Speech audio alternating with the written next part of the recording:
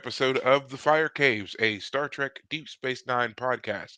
I'm one of your hosts, Perry. And I'm your host, David. Tonight we're talking about Season 3, Episode 10, Fascination. Before we continue, you can find us on Twitter, Facebook, Apple, Spotify, and YouTube as The Fire Caves, a Star Trek Deep Space Nine podcast. Absolutely. And you should find us and follow us because it's a lot of fun. And there's a lot of other Trek stuff, other groups and things like that, especially that are attached to our Twitter and things like that, that you can have a lot of fun with. So go check all that out. And if you want to drop us a line, tell us what you think, if we're doing good, if we're doing bad, whatever. We'd like to hear from you either way. Now, as David Yeah. said, tonight we are talking about the episode Fascination, and we will get right to that. But as always, I check in first. So, David, how has your week been? It's been fine. Work's been kind of slow lately because it's the middle of October and it's kind of a slow time, but that's not too bad. Um, I'm about halfway through book 2 of The Expanse. I haven't been reading quite as much of this one, at least not as quickly as I did the first one because I don't want to speed ahead. And I'm rewatching the show, and as I'm rewatching the show, because there are differences in the plot, I was actually getting a little confused. I was like, wait, hold on. Like I got to make sure know what's happening in the books because what's happening in the show is great, but because there are small differences, they sometimes leaves me a little confused about which actions happened where. But Mm, usually I can figure it out. It just takes me a second. But on this past week, I had to take my car in to get like my vehicle inspection, my brakes redone, and oil, and all the stuff. And it took me about 3 hours. And so I was reading the book, and I knocked out like 100 pages. And the girl who was at the desk was like, "Oh my gosh, how many pages have you read?" I was like, "Well, it's a good book. I like reading and was good able to book, and I knock had out." the time, right? Exactly. So yeah, about halfway through the second one, finished about I started episode 6 of season 2 of The Expanse, in my rewatch, which is the Hmm. episode that is the episode 5 of season 2 is the last is the end of book 1, and then Okay. episode 6 is where book 2 starts. And again, they really, this is actually maybe one of the only times I can really think of where the common saying of the film or the book is better than the movie is actually maybe not true here, and not because the books are bad. It's just that anyone who knows what happened with the show is they were still finishing the book series while they were writing the show, and I believe one of the authors was helping write the show, and it's like that Hmm. gave them a chance to like work out some kinks in the storyline because there are some things that I think the show does better than the book does. Not that the book is bad, but they were able to go because the show forced them, like they have to fill an hour of TV, and so sometimes the break in the episode is the thing that happens in the book, but in order to get there, they fill it with more content, or maybe they take content away from the books and put something else there in its place, and it just works. And I've already said it to you, Perry, in talking with you, but I'll just say it here to everyone. And I think I've already said it last week. Ava Sarala in the books is just like the character on the show, or vice versa, I should say. And I read Oh, the character in what I can't say her name. Sheree. Sheree Sheree's Agdashloo. dude, her voice. I can't but help but read the character in her voice because the character is spot on the exact same. Um, That's fantastic. I mean, there were more curse words in her first chapter than any other in the book. Like she uh, just full of smarmy. Oh, it's just fantastic. So anyway, I can't wait for you to get to read more of her stuff I'm because getting she's your there. favorite I'm character. I'm Yeah. getting there. She is my favorite character, hands down. I'm so glad to hear that. I've been trying to, get more reading done. In fact, last night I was helping out with my sister. She owns a wine bar around here, and so I went up there to help out. But we weren't very busy, so I was just like tucked away in a corner, and I was just reading. And everybody was like, "Why don't you like go do something, go whatever?" I was like, "No, no, no! Like you don't understand. Like I've been needing to read this for a very long time." And and like that's the crazy because I said last week that I had a free weekend coming up and I was going to spend that time reading. Right. This was supposed to be that weekend, and so then when my sister called me and was asking for help, I was like, uh, I only had one thing I wanted to do, but I'll do that. Right. Your family, I'll help you. But Right. man, but yeah, thankfully, yeah, we were not too busy, and my daughter was just off in her own world playing and whatever else. So it was just in those few moments where I had spare time, I was reading, and Right. then of course, people were asking what I was reading, and I go from being like polite to kind of annoyed because I want to read, but I don't want to make anybody mad, so I'm trying to like explain. Right. And then there was somebody who knew the show, and so we got into talking about it and everything else. So I mean, it turned into an overall nice time, but at the same Right. time, in the back of my brain, I was screaming like, "This was supposed to be my time. I'm supposed to be, you know." So I mean, I did get a good portion done, but I just Right. didn't finish it. Like I had really planned on finishing the book yesterday, Ah. and I just didn't get to because I just kept Right. getting interrupted.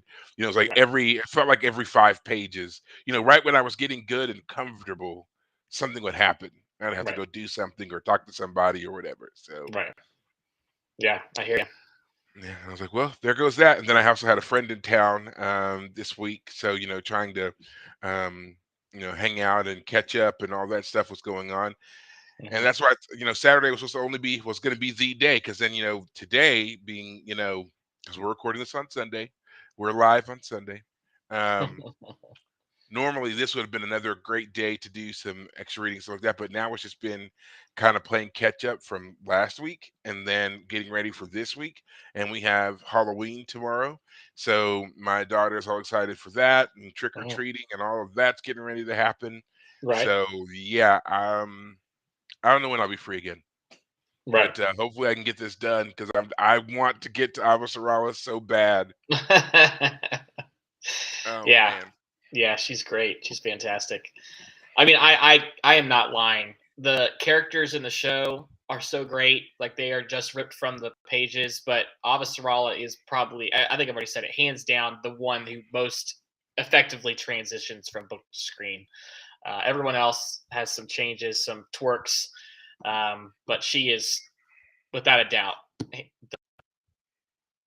the most, and it's just great. Well, we're not here to talk about The Expanse at this time, but we will be able to follow up with some Fire Cave After Dark stuff later on. So if you want to stay abreast of our deep dive into The Expanse, stay tuned for a lot of that. But for right now, we are here to talk about Star Trek Deep Space Nine. And this is the 10th episode in the third season, correct? Yes. All right. And so, again, the episode is Fascination. Yep. Would you like to do the quick summation, or do you want me to knock that out real Oh, quick? I'll do it. I'll try to be faster this time. All right, so we're on the station, and it turns out that the Bajoran Gratitude Festival is about to happen. Major Kira is going to be in charge of the ceremonies, but she's very happy when Vedic Barile, her boyfriend, comes to the station. Meanwhile, Keiko and their daughter comes, and Miles O'Brien is happy to see her as well. Unfortunately for Keiko, her trip back to the station was very exhausting. Their daughter throws up on O'Brien as soon as she shows up on the station. They get back to their room, and Keiko's tired. Her job as a botanist on Bajor, which has taken her away from the station for several months, and that's why O'Brien was so excited to see her coming back, has left her a bit exhausted. O'Brien, unfortunately, is not very understanding. He wants her to put on the red dress and go with him to the Bajoran Gratitude Festival. And she's just like, I don't want to make a decision. Whatever you want to do, let's do it. And he's like, he's frustrated that she doesn't even want to just go along with what he's Hmm. saying. Meanwhile, who else but Lwaxana Troi also shows up on the station? And she finds Odo. And last time she was on the station, season one, the two of them connected. She was being herself, very amorous toward Odo, and Odo was very much, he's not into that kind of thing. But she comes and she's, saying, "Oh, how terrible it must be for you to find out that your people are the ones in charge of that terrible dominion." And she follows him around the station. Um, Oh, by the way, we should quickly mention Odo at the beginning of the episode went to Kira and expressed a desire to actually go to the gratitude festival for the first time. And we Hmm. get a sense that he is trying to more get a little more connected, and we sense, and Lwaxana indicates that Odo is trying to get closer with Major Kira, maybe even more romantic, though he probably wouldn't say it that way. But he definitely is trying to be closer to Kira.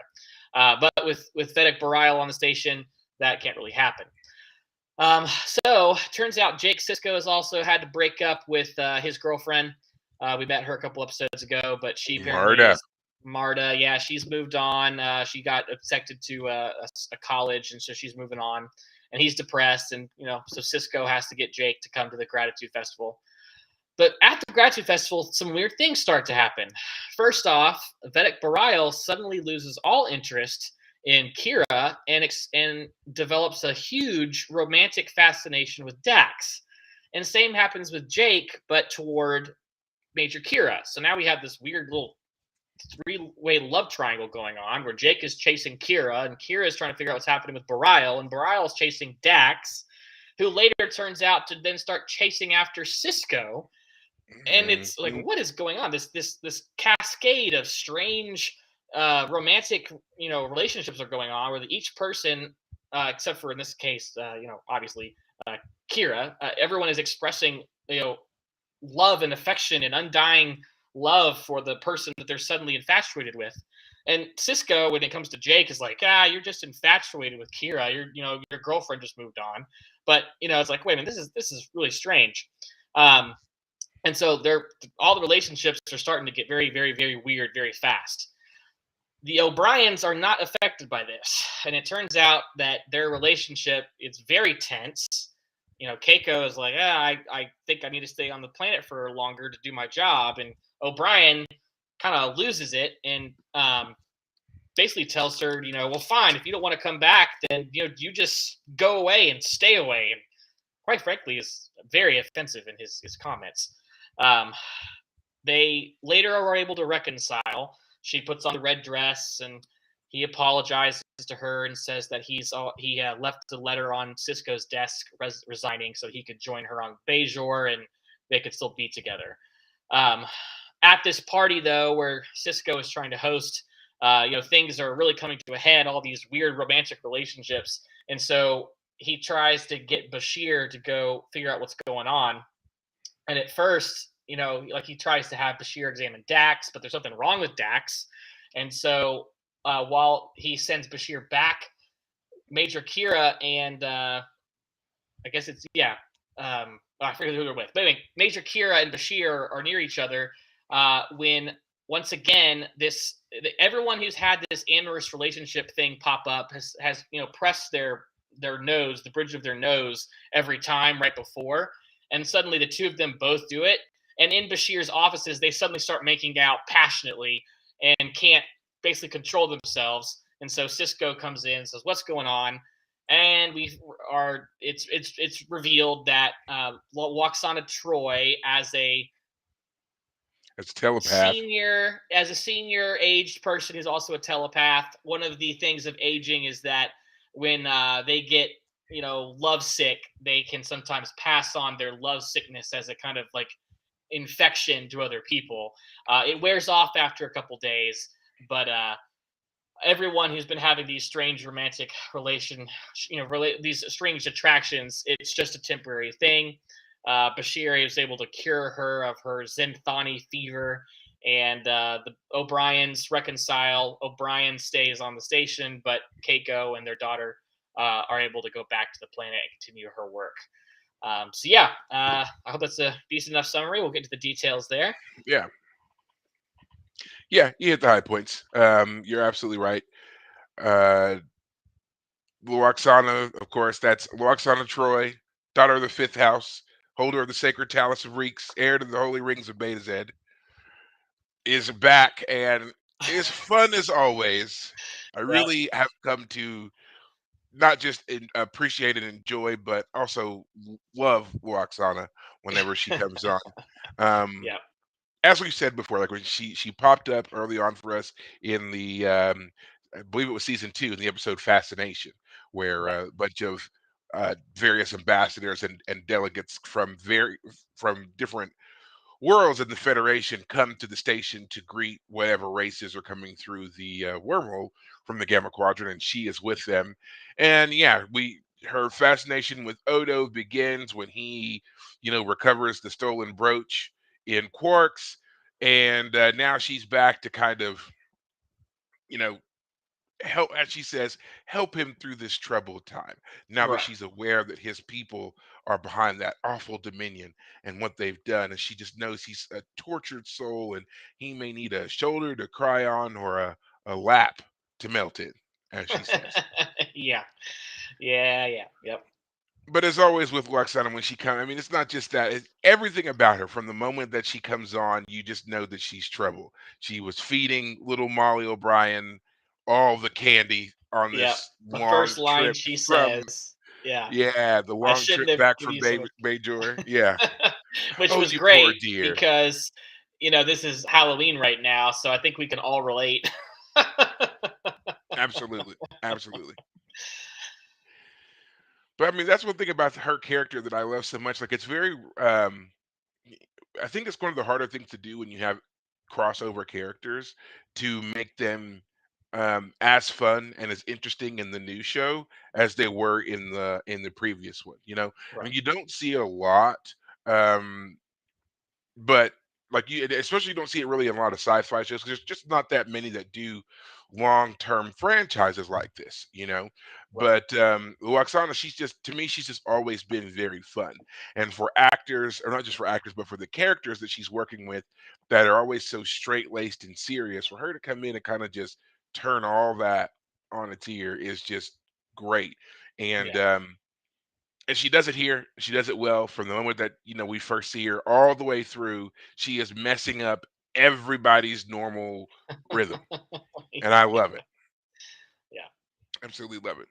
Yeah. But before we dive into Loxana and her issues, let's talk about the O'Briens, because this is the first time that we've really got to come back and revisit the O'Brien family in such detail and with such Right. attention in a long time. So Right. as you said, we see Miles and Keiko. They're reuniting after having been apart for several months now. She's been working on Bezier, which again is a callback to another episode where Keiko wasn't happy living on the station. She's a botanist, she's a trained scientist, but there was nothing for her to do on the station. Right. Miles is the one who suggested that she take this job on Bajor. Right. And she did.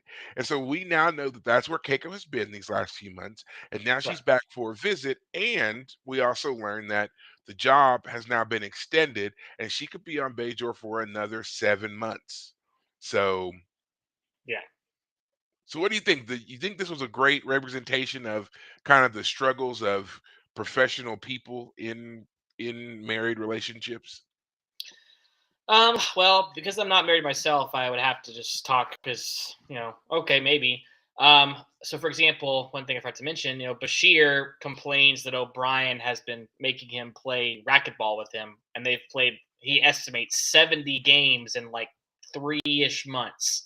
And so he's very much, Bashir wants Keiko to return so that O'Brien has some way to get you know, his wife could be there to help him with his energy or whatever. Um, Now, so real quick, real yeah, quick side note about that scene where he's complaining. I have a problem with it because in that scene, they're sitting there, they're drinking coffee, and Bashir makes the comment to O'Brien that he must be nervous because he's drinking so much coffee. In fact, he says, "That's your fifth cup in 20 minutes." Now, I don't know yes, about other people who are coffee drinkers, but I consider myself to be quite the accomplished coffee drinker. There is no way, unless those cups, like, I mean, and the way that we see the cup, I mean, I guess there's no way to tell how much is in liquid there, that cup can really hold. right, But for him to have drank five, if we're equating a legit cup, 5 cups of coffee in 20 minutes, it had to have been like cold to lukewarm tops. And right, he was just literally downing it like it was water. There was no sipping, none of that. And right, he would have been a sweaty, heart palpitating, jittery, yeah, jittery mess yep, if he had drank that much coffee in 20 minutes, and he Right. doesn't seem to be that way at all. So Right. so many things are wrong here that we don't know. We need to know, like, what's the volume of that cup, and is he really, like, is he just taking a quick sip and then going and getting more? Like, Right. what's going on here? Because there's just Yeah, no and way. it's that weird cup. It has a really wide base. It narrows Mhm. like a pyramid, and then it's like a almost a little tube Right. at the top, which it might not fit all that much. Maybe it's more like an espresso. But yeah, Yeah, even yeah, five exactly. It espressos. could be a new design on kind of an espresso cup. You're right, but even then, Yeah. 5 espressos in 20 minutes, he would really he'd have passed out. Good thing he's already talking to the doctor Yeah, because he would have, exactly. unless they're giving them some kind of weirdo space age coffee that doesn't have that much caffeine in it, which is entirely possible, you know. I'm just saying, taking the statement that he says, fifth cup of coffee in 20 minutes, no way. Right. No way. Unless our entire metric system has changed in the future, there is Right. no way he's had 5 cups in 20 minutes. But Right. continue with what you were saying. Yeah. No, that's fair. I have to say I was not a fan of this Keiko O'Brien episode. It was such a Okay. switch from how they normally are. I mean, the last episode, if we will remember, is when Keiko, she's no longer the school teacher, so she's feeling dejected. She's at their home and she's like just, she has the plants that she's always trimming, and that's when O'Brien hears about, I think from Bashir actually, that they were doing the botanist thing and they need someone to go down and do that. And he's the one who suggested to her, but he also prepared a wonderful dinner the night before he really knew that. Like the last time we saw Keiko and O'Brien and Miles O'Brien, they were having marital issues, but they were working through them. And then Mhm. for him in public to tell her, you know, screw off, if you want to leave, see if I care. It was quite the breakdown, and Yeah. it was really dirty and disgusting. I didn't feel good, and Yeah. I'm okay with them having marital issues in private. If they need to discuss something in private and they get heated and they have to work something out in private, great. But for him to have that public meltdown like that, like this is our table. Oh, I haven't set this table since you left. Oh, that's so sweet. When are you coming back? Oh, I'm not coming back for 7 months. Well, then get out of here. Like I was like, what? Like Well, Well, I was you're leaving summarizing. out a I key, well, know. yeah, because 'cause you're leaving out a key part of that story, which is also she reveals that she has been That's working true. closely with and talking about their marriage with That's very this true. unknown male. So now there is Yes, this who other male comments, and she figure. says, "He said you would Right, say that," and O'Brien's right, like, "Who is he to comment on our marriage?" right. Which actually, now that you remind me, reminds that actually that's a problem too, frankly. Yeah. Yeah, That's we a need to set that's some always yeah, that's a big problem. Like I even thinking about my own relationships. Of when I heard that part, I was like, oh yeah, it's okay. It's okay for your significant others to have friends. right, That's not what this is about at all.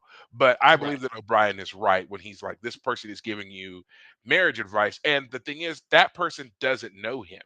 That person right, only knows him exactly. based on What what Keiko Keiko has has said. told him, and that Right, is certainly not fair to O'Brien for this person to be giving advice on their marriage. yes, This is not a dating relationship. They're not new to each other trying to figure out if this is going to be a long haul thing.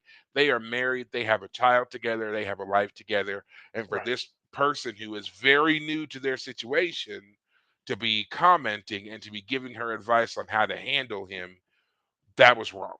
right. Again, You're in totally my right. opinion, I that was wrong. forgot that she said that until you reminded me, and you're right. That's a pretty great. Well, and that actually brings up for me the point when O'Brien goes to her door to their bedroom and he talks to the door to her and says, "I've tendered my resignation. I left a letter on Cisco's desk." She says, "I'll think about it." And then she shows up at the party in the red dress. All is forgiven. They kiss and make up. And frankly, they didn't deserve the makeup scene just yet. They had to Yeah. work through whatever issues they just had. Her showing up in a red dress does not solve it. Frankly, Yeah, him they had both given each other a couple of ultimatums here that I felt like, yeah, did deserve some more talking through. exactly. She was pretty much her mind made up of going back and working for another 7 months, and kind of countering with his own of I'm going to resign to be with you. That's not a solution, you No, know. yeah, that was him Um, overreacting in one way as yeah, well. Yeah, I've got to and quit that just everything, and yeah, right, and then that just would have reversed their problem. Then suddenly he would have been somewhere where he's working productive and has a purpose and everything else, but right, now he's superfluous. right, He is a trained Federation engineer. What is he going to do on a botanist survey mission right, on Bajor? right, You know, exactly.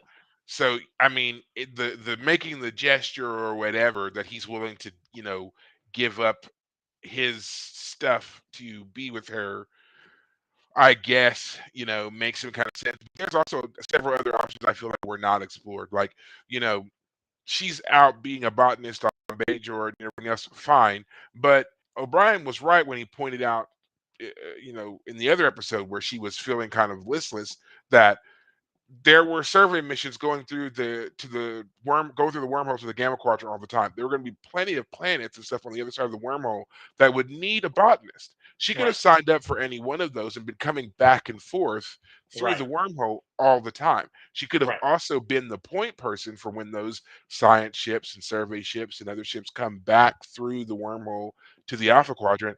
She could have been that point person to start that research and be like, okay, all this stuff is coming through here. It stops at Deep Space Nine first. She's categorizing and analyzing and whatever else, and then she could be determining where that stuff goes next. She right, would be that person. She could have become eminently more important to the whole botanical exploration of the Gamma Quadrant through the wormhole. She could have done all of that, but none of that is ever really talked about or discussed.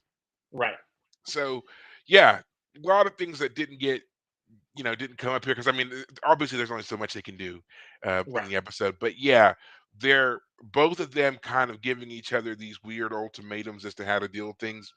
Yeah, I wasn't a fan of that either. Yeah, yeah. It was. I felt it was unfortunate for their relationship because we've seen the two of them have arguments before, but nothing like this. And just No. have them. I mean, at the end of season two, O'Brien is captured by the Cardassians, and she goes to visit him, and like while they were on the runabout right before, like we get to see them be private and intimate, and we're happy for them, and just a couple episodes later, it feels like we're suddenly having a big blow up. It's like, I mean, let me put it Yeah. this way: I was expecting the problem with everyone else having these weird romantic attractions to have some effect on Keiko and O'Brien, and it turns out that's not happening. And quite frankly, I wish that had been the explanation that somehow Lwaxana, maybe what I wish had happened if I were to rewrite the episode is I wish Lwaxana had seen the two of them together and they're reuniting because they were together when she first got off the ship. And in that moment, because they're saying that she has like romantic, she's feeling romantically uh, kind of alone, and so in that moment, like she feels the tension of their relationship, and somehow she affects the relationship, and that's what causes all of the Hmm. stuff to boil up in the relationship. And that actually would have been great. Like if all of the stuff that came out in this episode was an over exaggerated boiling up of under problems that were under the surface, like those problems would have been okay and they would have worked them out in their own way, but Loxana's accidentally caused them to boil over. That would have been cool. That would have been fine.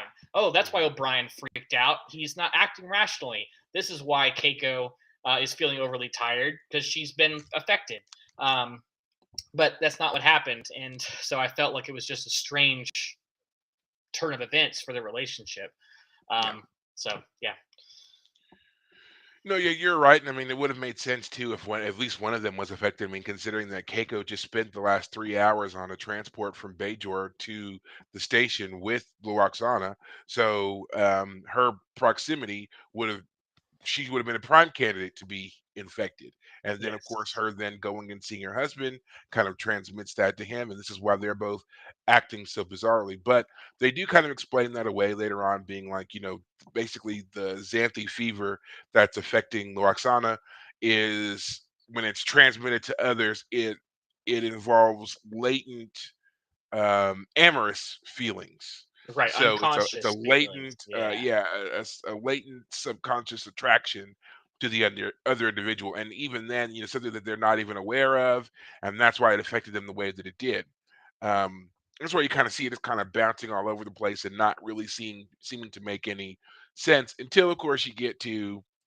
I mean, I guess you could say if this makes sense or not, but until you get to Bashir and Kira, who mutually can't keep their hands off of each other.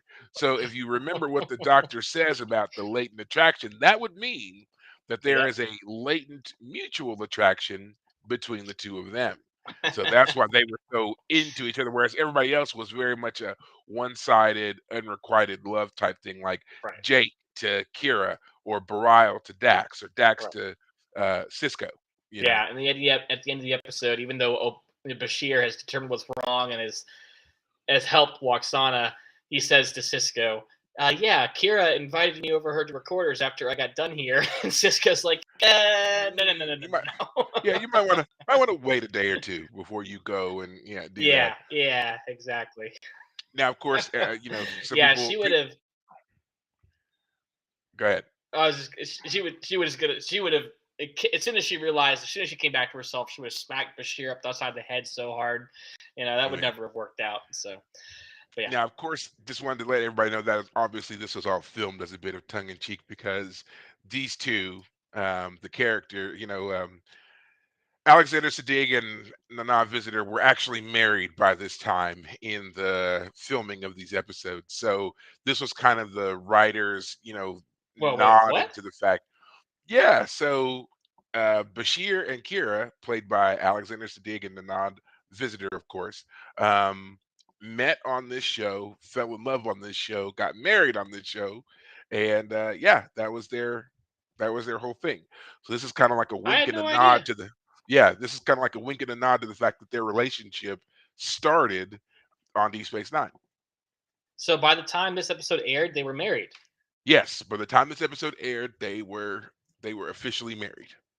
Okay, and did that work out? Last? Unfortunately, no. They were married for a while, end up having a kid together, and then sometime, I think it was like right after the series ended, I think they got a divorce. So they Gotcha. were they were pretty much together for like almost the entire run of Deep Space Nine, Hmm. and then when the show ended, sometime after the show ended, they were also done. Wow, I had So no idea. I literally had no idea that was ever a thing. Okay, yeah, well, there's that's this funny whole because the little. because the Go ahead. characters would never get together, but the fact that Now, they two as actors did, that's hilarious. so there's the whole other like backstories that we've talked about. When did Odo initially begin to show interest in Kira, right? And when did we kind of get clued in that there was some kind of interest there? And there's these stories go around that was all about a look, that Odo gave Kira this particular heartbroken look uh when she had lied to him, through the Odo Noir episode that we talked about in the first season, where Odo's investigating the murder of Hmm. the shopkeeper Vatrick. Right. And at the end, when Kira reveals that she had been lying to him all along, and how heartbroken Odo seems, it was in that moment that they say that this is when we kind of knew that Odo liked Kira because of the way he was looking at her. Well, the story goes that at some point during some filming or whatever, Sedig was also looking at Kira or at Nana the same way. And so that's kind of what clued other people in that these two were, or at least that Alexander Sedig was into her. And then that kind of started them on their own little romance through Small the. world. Interesting. Yeah. Yeah. So there are a couple of callbacks to the fact that those two are actually in a relationship and are married and have kids and stuff. We're going to get to Well, those. that makes more sense then, because when they were kissing in this episode, they're under the spell of this disease. Hmm. There was a lot of action, a lot of tongue, a Yeah. lot of not just on mouth, but like chin and cheek and Yeah. like They were really into it. They tongue. were Yeah, that's really they were going at really it. into it. Yeah. They had some uh, they had extra motivation. yeah, So but yeah, that was them. right. Yeah. The Dax though was probably the funniest on a certain level Yeah. because he actually managed to like be coy about it. It's like she went in there to the help Cisco prepare for the party, And she's like, yeah, but Ryle can't keep his hands off me. It's so strange. And I can't keep my hands off of you, Cisco. Benjamin. And like the way she like lays against him, and she's like, oh, it's always been you. And he's like, ah, you're being funny, old man. That's hilarious. Why don't you get off me? Um, and then like they take her down to Bashir, and Bashir's like, oh, she's fine. And then she's still like, I told you I'm fine. And then goes right back to it. Um, yeah, that was Acted like she was had been playing an elaborate prank yeah, on Cisco, and then only to be yeah, like, "No, it's real. yeah, I definitely want you." Like it could have been anyone else, is what she says at one point. yeah, And I feel like this is another one of those situations where the writers were just kind of, playing around with that particular line of Dax and Cisco had been kicked around since like season one, of whether or not these two, if there was something else going on, yeah, because he was so close with Curzon, and now there's Dax, and she's this young, attractive female, very capable officer, and they seem to just kind of fall in lockstep with each other so well that it's almost like it's an understood thing that they're together. And yeah, I think this was their chance to kind of play with that a little bit and show yeah, that somewhere along the line, then yes, there is some kind of attraction. And even though, right. and even, Bashir says he's like, best not to think about it too much, Yeah, because exactly. yeah, which, yeah, totally makes sense. Because I mean, I could see that. I mean, like they have been friends for a long time. They know each other probably better than anybody else that they work with on the station. And she Right. probably feels it's not necessarily like totally like, I guess, sexualized love for Ben, but I mean, she probably feels really comfortable and secure with him because he does know her so much better than everyone else. So that kind of thing. And then, of course, that gets all messed up by milk toast Barial running around and being all weird and meek. And I just want to give her this bracelet. He's just whiny the whole time. I'm just like, I Yeah. did not enjoy Yeah. Bashir or Barial at Barile. all. Yeah, Barile is just as much of a wet blanket as ever. I thought it was hilarious though how Kira she tantalizes him at the beginning of this episode. They go his back on the bed and he gets up close and then Hmm. she's like, "Oh, I'm sorry. I have to go start the ceremony." I'm like, "Wow." I mean, you were ready to get going and suddenly you're like, "Oh, sorry, I can't." Man, I and Barile's just sitting But there. looking all dejected and lost. But he gets her back later on because he's like, "Goodbye, Nerys. You've been such a great friend." Friend, And yeah. then turns around and he's like, "Friend?" It's like, "Yeah, maybe if y'all had, gotten busy earlier, this wouldn't have Yeah, been a problem." exactly. Yeah, he's So found someone else. Yeah, it was. This episode was just kind of strange. so the episode was the writer's attempt at kind of a I guess a bastardization of Shakespeare's Midsummer Night's Dream. So Ah, that play is all about, crossed lovers, and the wrong I can people see falling it. in Yeah, love with the other people, and they were trying to do it in a way that would work on this fantastical setting here in space, and yeah, I mean, there are certain things. I mean, I think they got a lot of the elements of the comedy right, but explaining away some of the other things they fell flat on, and then they it's should just have had hard to someone do. put on a donkey's head somewhere along the line to make the reference a little clearer. Yeah, they probably should have just gone a little bit more on the over the top overboarding of the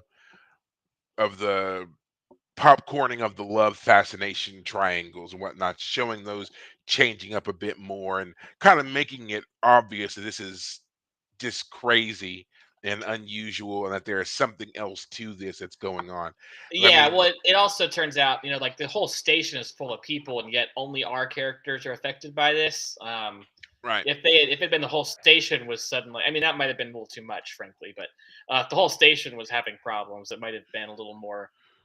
I don't Well, know. not even it didn't even necessarily have to be the whole station, but it certainly could have been more people because I mean, Lwaxana's walking around free and clear all over the station. Right. She's coming into contact with countless people, and she's on the promenade dancing with Odo. She's that whole trip getting to the station from Bajor. That's a 3-hour trip that she's in close quarters with these people on a transport. Right. None of them were affected until she got. No one was affected anywhere. This didn't start happening until she arrived on the station. I mean, she was already sick and suffering, so there should have Right. been more people involved Right. in this, more crossover. And I mean, Right. I get it. You want to stick it to your, Main ensemble characters. cast, but yeah, you're right. If they had just thrown in some more things for misdirection, maybe so that it wouldn't have been so easy to track that the problem is Lwaxana and not someone else elsewhere. Right. That would have been, another fun, complex element that could have been added in to the mix too. But the wardroom scene with the party is fantastic. I loved it. I love seeing everybody just kind of like wild there for a minute, and Brile gets beat up, and Yeah. here comes Quark serving Idanian spice pudding, and And he gets just hit it was next. great. Yeah, Suddenly, Keiko is the next one to victimize, or he's going after Keiko. And O'Brien grabs him by the ear. almost rips almost rips his ear off Yeah, coming after yeah, Keiko like that. yeah, Absolutely. yeah, yeah. It was, yeah. Well, I guess Cisco has a relatively small part in this, which makes sense because Avery Brooks was the director of this episode, from what I Yes, have yes, he seen. was. This is So one of the few episodes that Avery Brooks directs once again, and also another episode that he directs where Terry Farrell, who plays Jadzia Dax, also says that working with him in this manner was a lot of fun. They seem to really just get along and support each other quite well. good. Yeah, So, and she says that like this was a lot of fun to do, and working with him in this light was really great for her. right. So. Although he might have directed the episode, but he clearly wasn't in charge of any of the costuming because everybody was wearing something from the Jake Sisko 1970s bus line of clothing in this. They were Well, everybody's Kira in Dax looked splashes very of nice, but blues and purples, right? But the guys, man, like everybody, yeah, like if you notice, they were all wearing variations of the same colors. yeah, okay. I think So Bashir like every and Dax in particular had like a that aqua blue mhm. color going on. Yeah, yeah, And Jake's outfit, the tunic thing that he's wearing is blue and purple, and then Cisco has on the blue shirt with like I guess he's like a blue turtleneck or something, and then his vest has the gold and purple and else in that, and then O'Brien is wearing the dark blue um, tunic. You know, the only okay, people who aren't wearing some form of blue in this are Keiko and Odo. Everybody else was wearing right, that color, which yeah, apparently for some reason this color was like considered a big no-no back then. Like there was a rule against everybody wearing these kinds of blues and purples because of the I guess in association with like that retro sci-fi feel. Like I guess everybody back in the 60s wore these colors, and so not to huh, give it that kind of dated futurism look, it had been okay. outlawed. But then they just were like, no, we're gonna use it, Wait, and outlawed they or did just like taboo? both outlawed, taboo, whatever. It was one of those Huh, things that is just kind of a we don't want to use colors that harken back to the campy sci-fi notions of the 60s, and those were heavily used colors back then, so they right, just stopped doing it, okay. and then they got to in this one. So I guess it was a one-off episode, so they could yeah, get well, I away with mean, it. but yeah, at least for everybody except for Jake, because we will see him in those colors again. But then again, it's just like they don't really care. Jake gets to wear the bus stop special, as I like to call it, all the time. Yeah. So He's already as tall as his dad in this episode. I mean, he's yeah, probably been as tall, but there's that one scene where they're getting off an elevator, I think, or a turbo lift. And I was like, man, they look so much like father and son, and in this moment, they're just as tall, or they're the same height. Jake probably can surpass Cisco here shortly, but yeah, they same height. It's like, man, that kid was. like a foot shorter than him when he right? started. Like, you just think about it, I mean, it doesn't seem like it was that long ago, but I mean, if you take into consideration, how long it takes to film the seasons, and then they did breaks in between seasons, and he's going to school and all that other kind of stuff. Yeah, I mean, we're watching him grow up, but he's growing up by leaps and bounds from that small 9-year-old playing on the dock when we first met him in the pilot, He was to this. 9? Yeah, I he thought he was was, 9 like, years old. 13 or something, like, he's, like, 14 now, right? 14, 15 now? Even I So don't know. I believe the actor is supposed to be, or the character is supposed to be whatever that was, 14, 15, or whatever. But yeah, I believe that Sirach Lofton was 9 years old when he initially got cast. Wow, So man, we okay, can always double check that, but I'm pretty sure that he was 9 doing this show when it first okay, started. gotcha. Yeah, I mean, either way, I mean, he grew up exceedingly fast. Um, But let's talk about Jake. So now we know that Marta is gone. Marta is off to the Science Academy School, wherever, Yeah, and Jake is heartbroken because last time we saw Jake and Marta, he was nervous. He was meeting his dad, and then that seems to have gone very well, and they yes, were together, and then now they're not. yeah, and he had bought a ring I'm sorry, an earring for her at Earring. the beginning of the episode, Hmm. he's showing it or when Cisco comes to him and says, "Are you going to the Bajoran Thanks Festival?" I just want to say Thanksgiving because it reminds me of Thanksgiving. But Bajoran Gratitude Festival. there it is. He says, "Oh, I'm not going. I've nothing to be thankful for," um, and shows the earring he got for Marta. And I think he tries to give it to Kira at some point when he's all No, he full. offers it to his dad and tells him to give it to Kira. But I That's don't what think it he, is. but I don't think he Yeah, actually gives it to her. yeah, that's right. I was like, I don't think he ever got to it directly, but there is something with the earring at some point. Yeah, Hmm. um, yeah, yeah. the I I thought Go it was ahead. interesting. I thought it was interesting that he went for Kira. Like, I don't know why, but I guess I would have assumed that if he was going to be interested in anybody, it would have been Dax. I would. Consider, I Yeah. guess, because they were, again, her and Ben have such a close relationship. You would assume she would be Right. around him Right. more, and that would have Yeah. led to the fascination. But I think that was kind of the whole point, was that these love angles weren't supposed to really make a whole lot of sense. Yeah, You and know, it's more of a chain by the end of the episode than anything else. yeah, Not a triangle anymore. It's just everyone's in a row, except for Kira and Bashir, of course. But um, the one thing I thought was kind of interesting, going back to Cisco or Avery Brooks directing, is like they must have had him direct because they didn't like. I guess they didn't hire a director because we had Loxana, Brile, and Keiko and their daughter. So they Molly, had Molly. They had four of our I don't know how to call them. They're not recurring regulars. Recurring. There we recurring go. Recurring characters. characters. We haven't, of course, seen Loxana since season one, but everyone else we've seen fairly regularly. Hmm. Certainly Keiko. Um, so they must have spent that budget that would have only given to a director on those characters, those actors, and Avery had to step in order to make the budget work. I'm sure he got paid extra to do the directing, but yeah, that's what I was when I heard it was him, the director was like, okay, that makes sense because they had a lot of guest stars this episode. Yeah. I mean, yeah, I could see that as a way of kind of cutting, the budget a bit. We also got to see the station was lit better in this episode. It was brighter.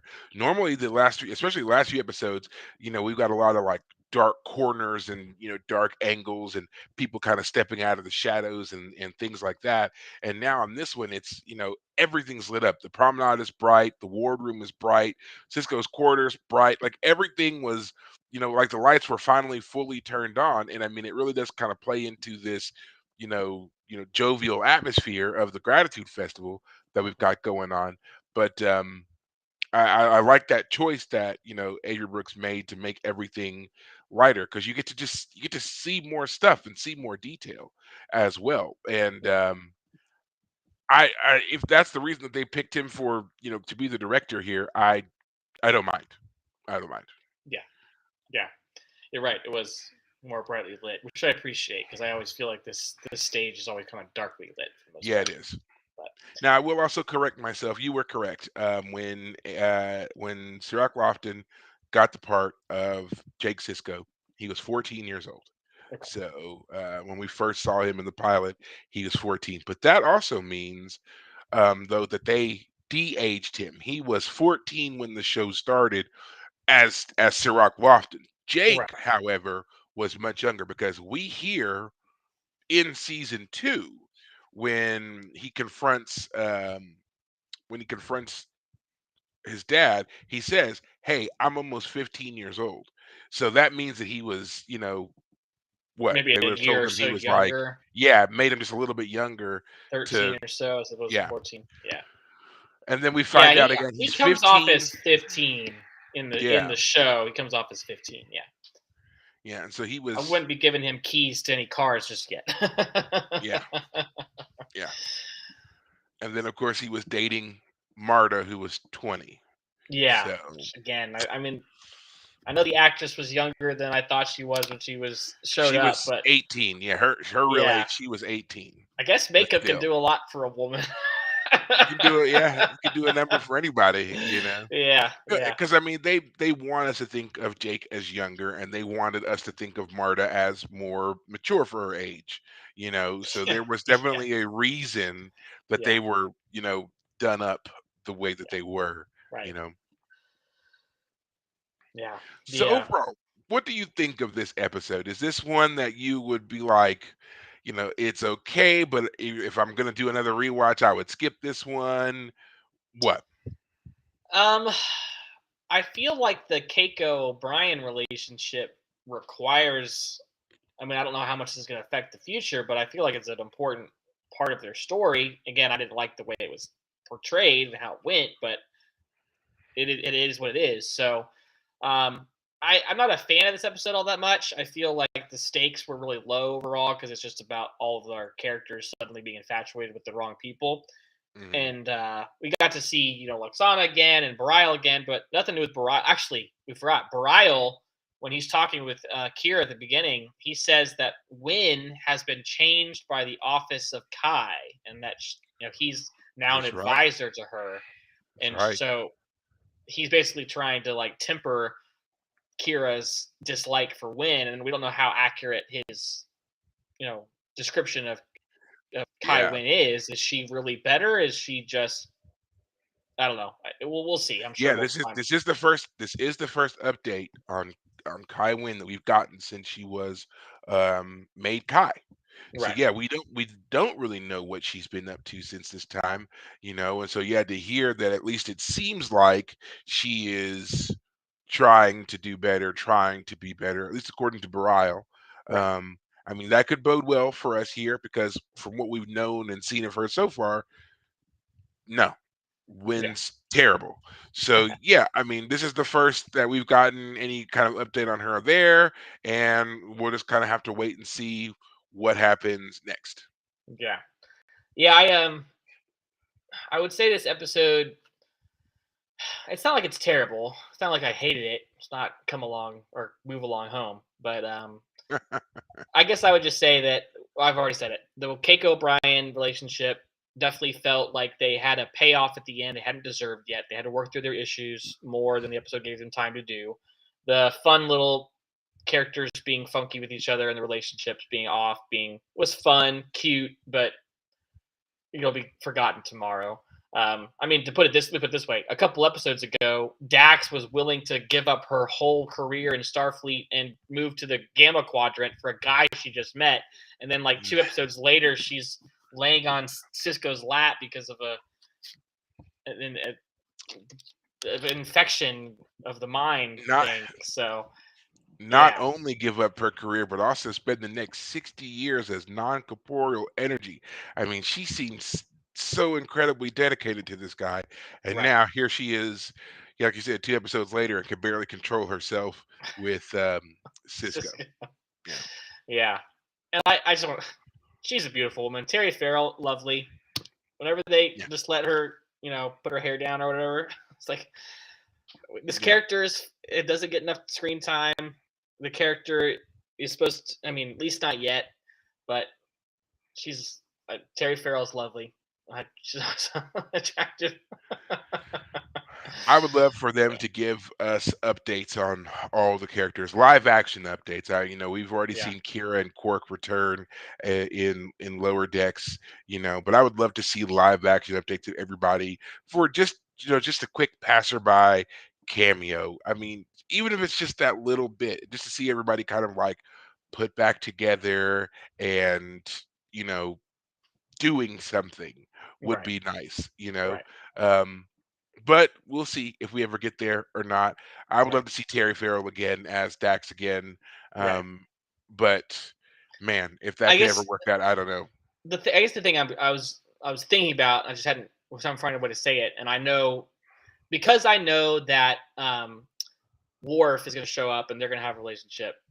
I know that that's going to happen, but right now in the moment, the fact that the character doesn't have a romantic interest somewhere is just, I think, strange because we've seen that she's not someone opposed to that. I mean, again, just 2 episodes ago, she was very interested in someone, but the fact Mhm. that that has been actually more of a rarity for her than otherwise, it would seem, just seems strange because it seems like the character is willing and ready and open to a relationship on some level, and yet the only person who's ever expressed anything is Bashir, and she shut him down from episode one. So, He just uh, he came on too strong. He should yeah, have, tried to, ease into that instead of, you I know, have to say, I throwing mean, himself at her. we've already had one episode. I forget which one it was and why, where she threw herself at him for some reason. She was Oh, messed up. it wasn't really her. That was their imaginings, and That's what it it was was. his fantasy about her had come to life and Right. was just all over him, and Yes, that's that's what what it he was. wanted, right. Yeah, yeah. And then he pulled away. Part of me was gonna Mhm. say like I want to see that happen, but as I was about to say it, I was like, oh wait, she already did that. What episode? I just couldn't remember the details. But yeah, the fact that it was just 2 episodes ago too. I think I forgot to mention this when we recapped that episode where she was gonna go join that old planet, where Bashir is like he's over her by now. He's the one saying that Quark is going to be upset that she's gone. Mhm. He's not so much himself upset per se. It seems like he's moved on from his pining after Dax for about Yeah. 2 whole seasons. Well, he's So he's gotten a bit older. They've settled into their ways. There was a lot of newness and nervousness that was, you know, I think that was built into a lot of those chaotic first moments, right, and now that all that's kind of like dropped away, everybody's kind of more informed of themselves and the station and their overall situation. I think, yeah, he's just like, I've tried, it's not going to happen. He right, hasn't necessarily totally shut the door on it, but he's like, I'm not going to be so aggressive in my pursuit of this individual anymore, right, and just showing that kind of level of maturity. It's just not going to happen. right, And yeah, I just don't think that there's really been anybody else who's expressed interest in her that's a consistent player right. in their world, you Yeah, know. hmm, So, yeah, but yeah, as you said, mild spoiler there. We know that that changes yeah. when our favorite 6'4" Klingon joins the cast here in a little bit. We're coming right up on it, man. We're getting closer and closer. And So what rank was he promoted to? Was commander, right, in the Generations movie? he was just yeah, in Generations he was just made lieutenant commander. So he is That's what it Lieutenant was. Commander Worf. Got it. So not quite commander yet. He's one below commander. Gotcha. So he's getting up there. So we will see. And I think trying to remember a series of promotions for anybody else. I think that's about it. I don't know if he gets promoted again. I don't remember. So we'll see. I guess we'll see. Okay. All right. Well, here we are towards the end of our time. Anything that you want to say before we close everything out? No, I think I said it. Right. Well, as a quick update, I like to do the whole new Trek stuff. Lower Decks has just wrapped its third season, and the second season of Star Trek Prodigy has just begun. So if you're looking for new Trek, you can continue that with Prodigy. If you have not watched not Strange New Worlds, but Lower Decks, you should, because it's hilarious, and you don't really need to know a whole lot about the other Treks to watch the show. They do make some references to things, of course, and you can just look those up in your free time. But I mean, it's if you just want to have like the Trek atmosphere but laugh more, Lower Decks is definitely for you. Um, we're still on the countdown to Picard season three, final season, seeing all of the TNG cast back in live action at that. That's coming up, and can't wait for that as well. Strange New Worlds and Discovery, we're not going to see those guys again until probably middle of next year. So yeah, other than that, that'll be it for us. So, as I say every week, guys, thanks for listening to us. And you can find us anywhere you listen to podcasts. I happen to do it on Spotify. And be sure to check out our YouTube channel for all the new content as well. Until next week, take care of yourselves. Thanks, guys.